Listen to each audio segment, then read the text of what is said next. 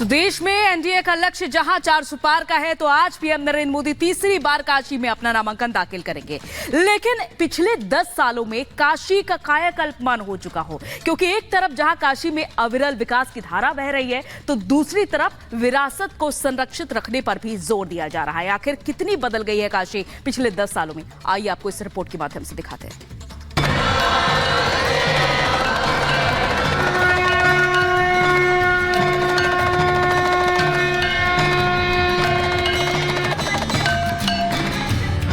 न मुझे किसी ने भेजा है, न मैं यहाँ आया हूँ, मुझे तो माँ गंगा ने बुलाया है। हर हर महादेव।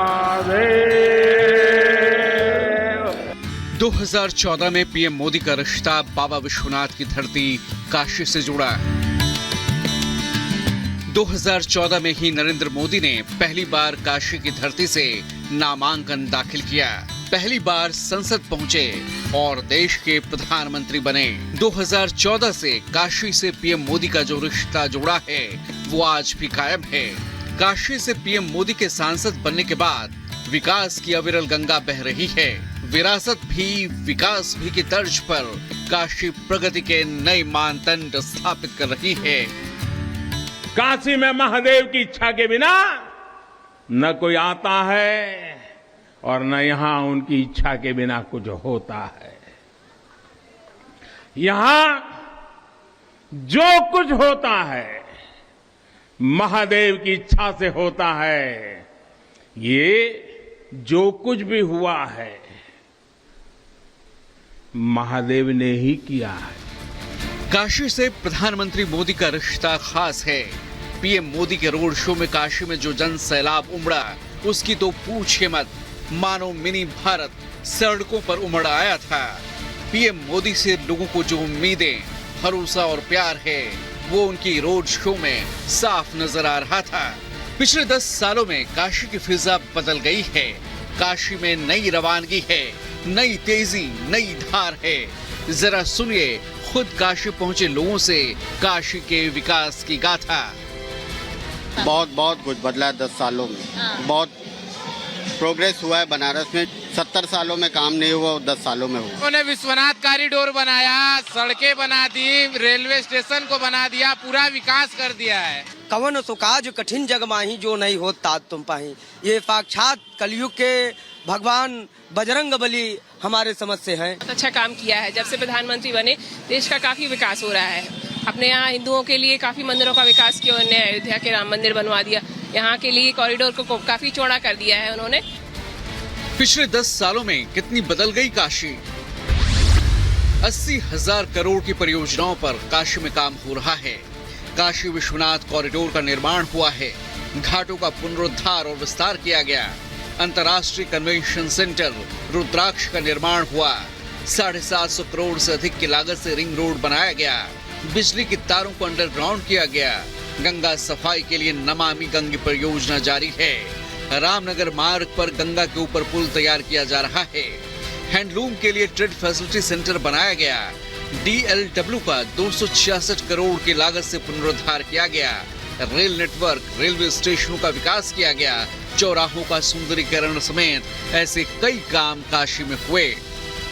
अंतर्राष्ट्रीय सहयोग और सम्मेलन केंद्र, इसकी तस्वीर हम आपको, इसकी खासियत अगर आपको बताएं तो रुद्राक्ष के आकार का इसका निर्माण किया गया है। तस्वीर भी आप बाहर से देख सकते हैं कि कुछ जो रुद्राक्ष का स्ट्रक्चर है वो आपको इसमें देखने को मिल सकता है। तो ये जो विकास की धारा है, सबसे बड़ी बात कि जापान और भारत की दोस्ती का एक नायाब नमूना आप यहाँ पर देख सकते हैं। 2015 में जापान के प्रधानमंत्री शिंजो आबे जब पहुंचे थे भारत दौरे पर, तो उन्होंने बुलेट ट्रेन की सौगात दी थी और उसके बाद दोस्ती का एक प्रतीक कहा जाए तो वो काशी में इस रुद्राक्ष कन्वेंशन सेंटर के थ्रू पूरे देश को देखने को मिलता है। काशी में कितनी तेजी से विकास की गंगा बह रही है, ड्रोन शो के जरिए इसकी तस्वीर भी दुनिया के सामने पेश की गई।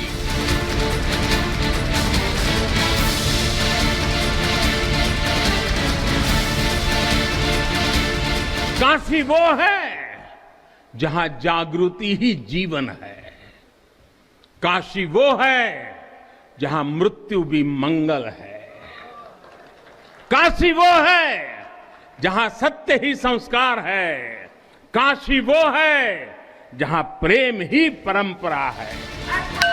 गंगा आरती के साथ साथ क्रूज भी अब काशी की पहचान बन रही है। सड़कें चौड़ी हो रही हैं, कनेक्टिविटी के लिए सड़कों का जाल बिछा है। नए रेलवे स्टेशन, एयरपोर्ट काशी के विकास की कहानी को बयां कर रहे हैं। जाहिर है काशी बदल रही है, विकास की राह पर आगे बढ़ रही है और उसी काशी से एक बार फिर संसद पहुंचने की तैयारी में हैं प्रधानमंत्री नरेंद्र मोदी। काशी की जनता को अब मोदी की गारंटी में यकीन हो चला है।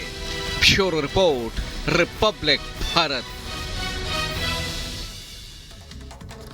तो चलिए अब बात करते हैं मुंबई की, जहां पर भारी बारिश के चलते नुकसान हो चुका है। जहां घाटकोपर इलाके में होर्डिंग गिरने से अब तक 8 लोगों की मौत हो चुकी है, 60 से ज्यादा लोग घायल बताए जा रहे हैं। तो वहीं सीएम एकनाथ शिंदे ने आरोपियों के खिलाफ एफआईआर के आदेश दिए हैं। देखिए 1 मिनट में पूरी खबर। मुंबई के घाटकोपर होर्डिंग हादसे में एफआईआर दर्ज कर ली गई है। मुख्यमंत्री एकनाथ शिंदे के निर्देश के बाद हादसे के लिए जिम्मेदार लोगों के खिलाफ एफआईआर दर्ज की गई है। मुंबई में तेज आंधी तूफान में अवैध होर्डिंग गिरने से अब तक 8 लोगों की मौत हो चुकी है, जबकि 60 से ज्यादा घायल हो गए हैं। मुख्यमंत्री एकनाथ शिंदे ने घटनास्थल पर पहुंचकर हालात का जायजा लिया, साथ ही सभी होर्डिंग्स की ऑडिट कराने के निर्देश दिए। दरअसल बारिश से बचने के लिए कई लोग पेट्रोल पंप की छत के नीचे रुके थे। इस दौरान होर्डिंग गिरने से उनकी जान चली गई। रेस्क्यू ऑपरेशन में एनडीआरएफ की टीम को लगाया गया है। तो वहीं राज्य के उप मुख्यमंत्री देवेंद्र फडणवीस ने कहा कि इस बात की जांच होगी कि इस होर्डिंग के लिए उनके पास किस तरह की अनुमति है, उनके पास ये अनुमति थी या नहीं। फडणवीस ने बताया कि सीएम ने निर्देश दिया है कि सभी होर्डिंग्स का उचित ऑडिट किया जाए, भविष्य में ऐसी घटनाएं न हो इसके लिए बीएमसी कड़े कदम उठाएगी और कार्रवाई सुनिश्चित करेगी। Bureau report, Republic Bharat.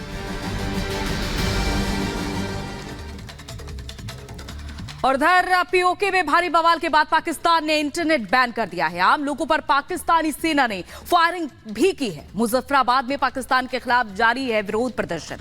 देखिए 1 मिनट में पूरी खबर। पीओके में पाकिस्तानी सेना के अत्याचार के बाद बगावत की आग भड़क उठी है। पीओके में सोमवार को पाकिस्तानी सेना के खिलाफ जबरदस्त हिंसक प्रदर्शन हुआ। पाकिस्तानी सेना के अत्याचार के खिलाफ लोगों ने जमकर भड़ास निकाली। पीओके में बिगड़ते हालात को देखते हुए फिलहाल इंटरनेट सेवा बंद कर दी गई है। हिंसक प्रदर्शन में एक पुलिस अफसर की मौत भी हो गई है। 100 से ज्यादा लोग घायल बताए जा रहे हैं। पीओके में लोगों पर सरेआम अत्याचार कर रही पाकिस्तान की सेना। अत्याचार से त्रस्त होकर पीओके में लोगों ने पाकिस्तानी सेना के खिलाफ खोला मोर्चा। पाकिस्तानी सेना के जुल्म के खिलाफ सड़क पर उतरे लोग। अब पाकिस्तानी सेना के जुल्म से आजादी मांग रहे पीओके के हो लोग। हाल ही में पाक रेंजर्स और आम लोगों के बीच पीओके में झड़प की कई तस्वीरें सामने आई थी। महंगाई, बेरोजगारी, गेहूं, आटा पर सब्सिडी खत्म करने और बिजली कटौती के खिलाफ लोगों ने मोर्चा खोल दिया। पीओके के लोग अब पाकिस्तान से आजादी की मांग कर रहे हैं। Bureau report, Republic Bharat. और इस बीच दुखद खबर ये कि बीजेपी नेता और बिहार के पूर्व डिप्टी सीएम सुशील मोदी का निधन हो गया। उन्होंने दिल्ली एम्स में आखिरी सांस ली, जहां वो कैंसर से पीड़ित बताए जा रहे हैं। इस दौरान गृह मंत्री अमित शाह, सीएम योगी आदित्यनाथ समेत तमाम दिग्गज मौजूद रहे। देखिए 1 मिनट में पूरी खबर।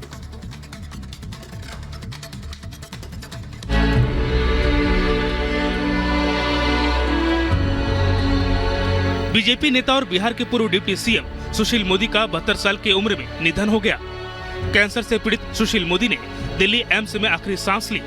सुशील मोदी के निधन पर प्रधानमंत्री मोदी ने दुख जताया। इसके अलावा गृह मंत्री अमित शाह, जेपी नड्डा, राजनाथ सिंह, आरजेडी नेता तेजस्वी यादव, बंगाल की सीएम ममता बनर्जी ने भी दुख जताया है।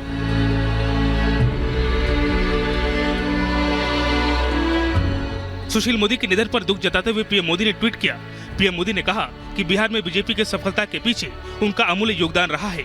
आपातकाल का पुरजोर विरोध करते हुए उन्होंने छात्र राजनीति से अपनी एक अलग पहचान बनाई थी। जीएसटी पारित होने में उनकी सक्रिय भूमिका सदैव स्मरणीय रहेगी। शोक की इस घड़ी में मेरी संवेदनाएं उनके परिवार और समर्थकों के साथ है। Bureau report, Republic Bharat.